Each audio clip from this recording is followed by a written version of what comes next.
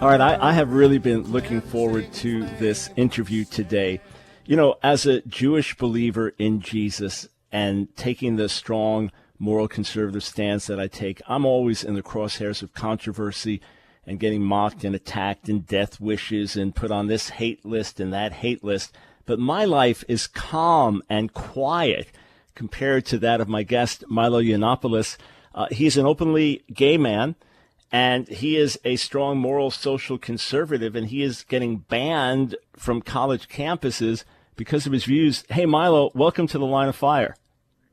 Thank you. Thanks so much for having me.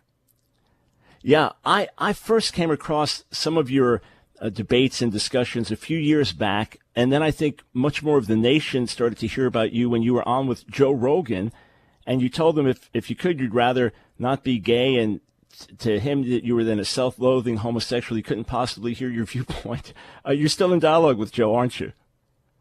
Yeah, in fact, I did his show again recently, and we had another great conversation. I think, our media in America is largely stuffed by children who don't want to pay much attention to nuance or context and aren't particularly interested in the subtleties of what you're saying.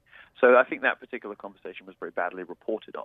But yes, I think what I was saying is, if all else being equal, I don't think anybody would choose to be a homosexual. But given the situation as it is, I think that it's incumbent on us all to live the best life we can. Got it. And by the way, you can read Milo's columns at Breitbart.com. He's a regular contributor there.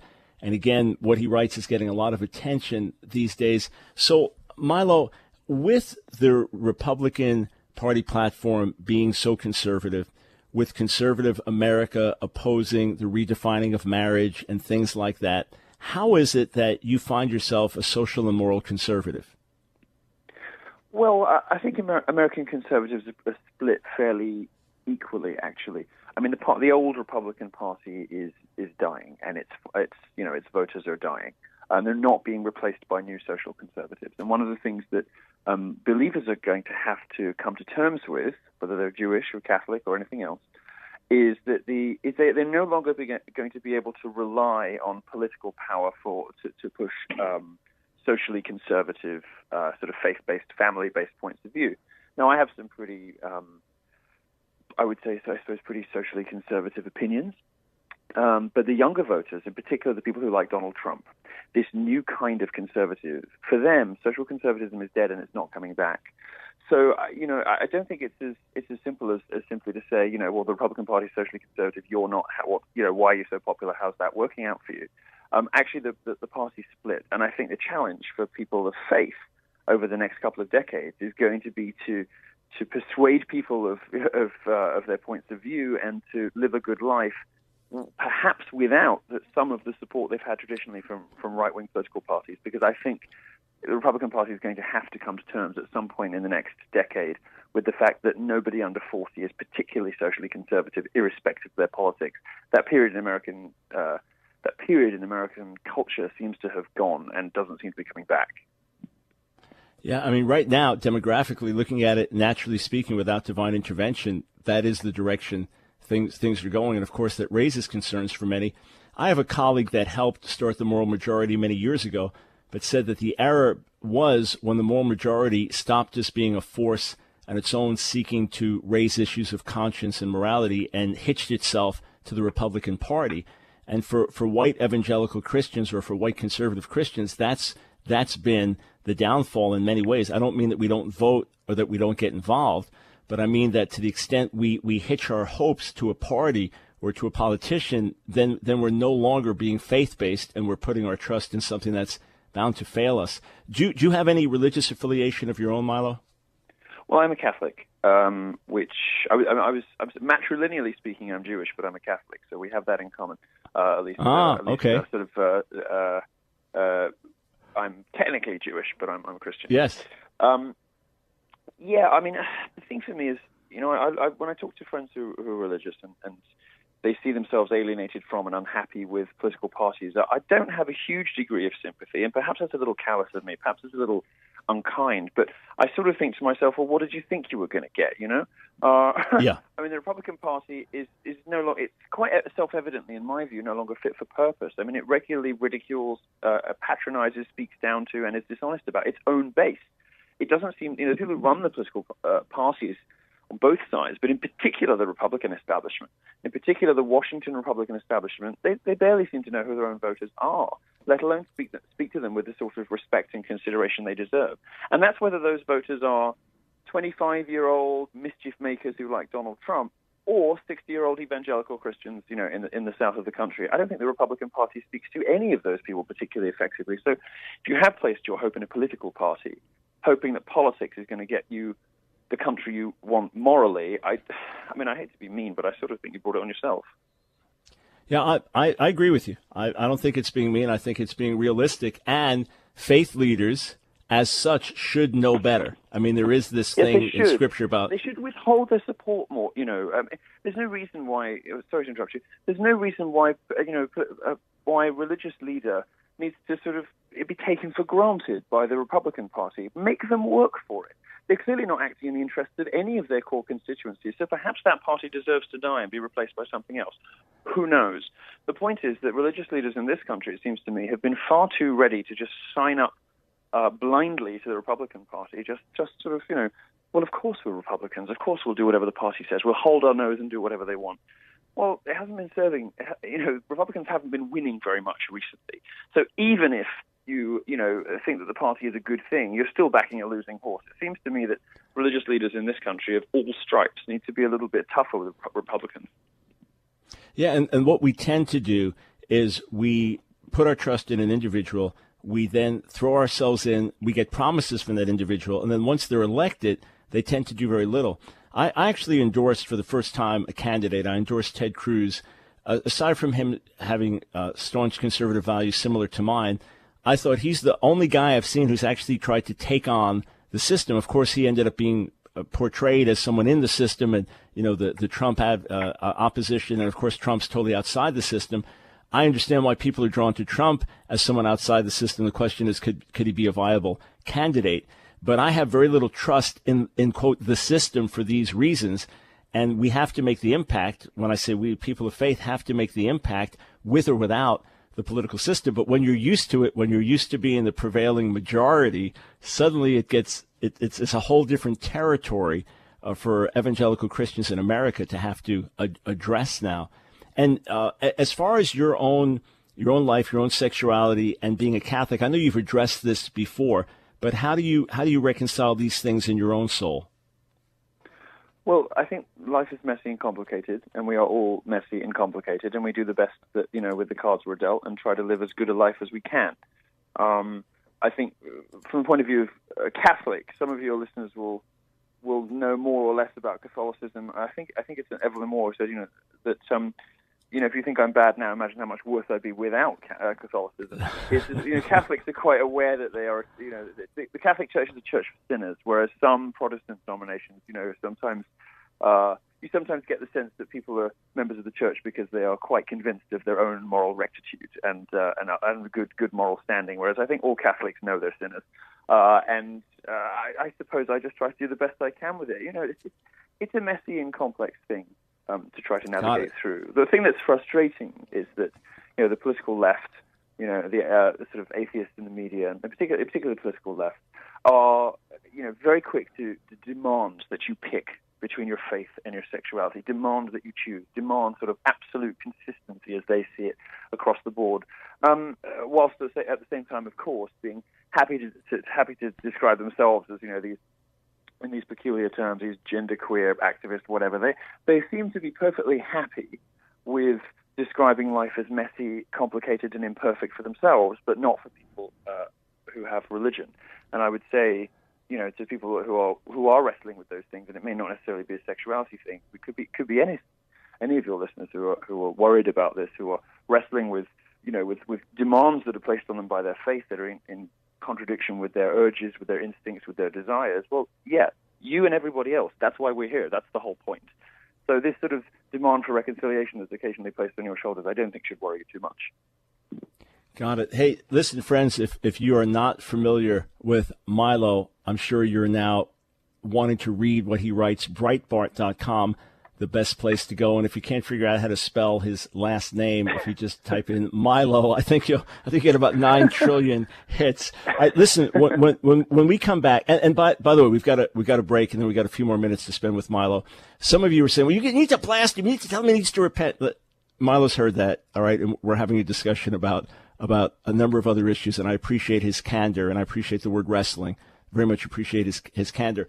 But Marlon, when we come back, I want to ask you a couple of things. I mean, you're doing some things that you could be risking your life. I mean, leading a gay pride march in a Muslim community in Sweden, and some of the campuses where you are. I mean, you've been attacked. How tolerant is the left? We'll talk about it when we come back. Yeah, I'm getting these notes sent to me on social media. Milo on your show just saw this one: stop dead in my tracks getting mail, return to house Wi-Fi. Milo live on Line of Fire Radio. Milo, you've become quite the celebrity. You probably get about 50,000 Twitter followers every day. What drives you? You've got some real chutzpah. And listen, you probably know in America that having the British accent really helps, makes you sound more sophisticated. Like an atheist like Richard Dawkins has that advantage, or Christopher Hitchens. No, I mean it seriously. It's the only reason they're popular. It's the only reason I'm popular. You see, I'm so dumb. I'm dull as ditch water in American accent. Yeah, but it makes me wonder when I go to England and other countries with my American accent how I sound. But seriously, though, you've got some real nerve. There might be other words that would be used. I'll use chutzpah here for our common Jewish heritage. Look, for me, I'm so faith-driven. I'll stand. I don't care about life or by death. I'm going to do the right thing. I don't want to interpret why you do what you do, but you're doing things that are not just controversial, but risky, and yet you seem to run towards the controversy. What is it that's driving you to take these stands? Well, I always thought when I was growing up, there was a bit of my brain missing. And I always felt as though I was broken in some way, like the bit of my brain that ought to make me afraid and that ought to make me, the bit of my brain that was fearful, or the bit of my brain that was prone to, to getting worried or apprehensive about situations was missing. And to some degree, I suppose, I think it's possibly something I was always supposed to do. I think it's something I was always meant to do, is be fearless where other people are fearful, and to stand for people who are not brave enough to speak up for themselves or not able to speak up for themselves. But a lot of the stuff that I like to do is, as you say, running headfirst into controversy, to expose hypocrisy, to expose the intolerance of the left and the appalling way they treat Christians in this country. I mean, some of your listeners will be worrying. We'll be sitting at home saying, as you suggested before the break, this guy needs to repent. Dude, you need to tell him. But I think if you look at some of the stuff I do, I think it becomes fairly clear where at least where my ideological allegiances lie. I'm very upset and very ashamed almost of the way that the gay lobby and the left in this country treats Christians. It disturbs me a great deal. Actually, I find it hugely distasteful, and I enjoy pulling them up on their hypocrisy. I really do. And I also find it very distressing and very disturbing the way that the left panders to Islam and panders in some cases outright to terrorism. You see, the thing is, Christian values, whatever stripe, whatever denomination you are, Christian values are one of the things that has fed into making this the greatest country in the world. They are among the building blocks of the United States of America, and it's very important that they are. And all of the really great places in the world that you want to live, well, what do they all have in common? A couple of things, but one of those things is Christianity.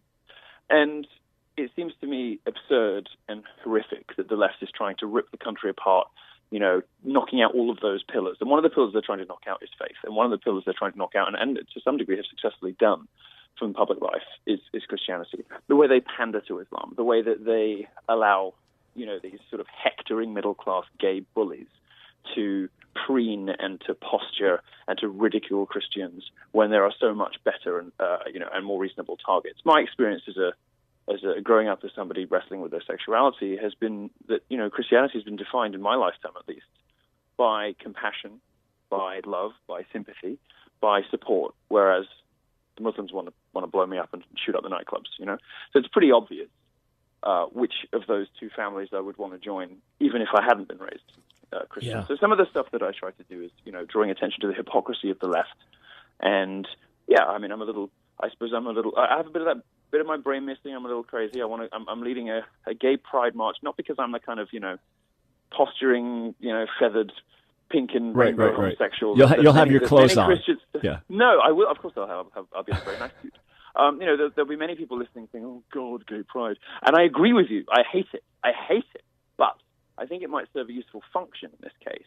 And this is going to be in a Muslim community in Sweden. Right. This is going to be through the Muslim ghetto in Stockholm in Sweden. Just to remind the left that every time they're criticizing Christians for not baking a cake for lesbians, not wanting to deliver pizza to a gay wedding, which should be entirely within their right to do so. That they're turning a blind eye and indeed making excuses for something far worse, something that actually is a serious threat to Western civilization, to our way of life. People who are dedicated to the destruction of all the things that make America wonderful, one of which is God. Yeah. So let me just ask you this. Let me just jump in. It's funny, the missing part of the brain. I never thought of it like that, because I've often told people that my calling is that my head is the tip of the battering ram, the smashing against the wall. I just need enough people to run with that battering ram.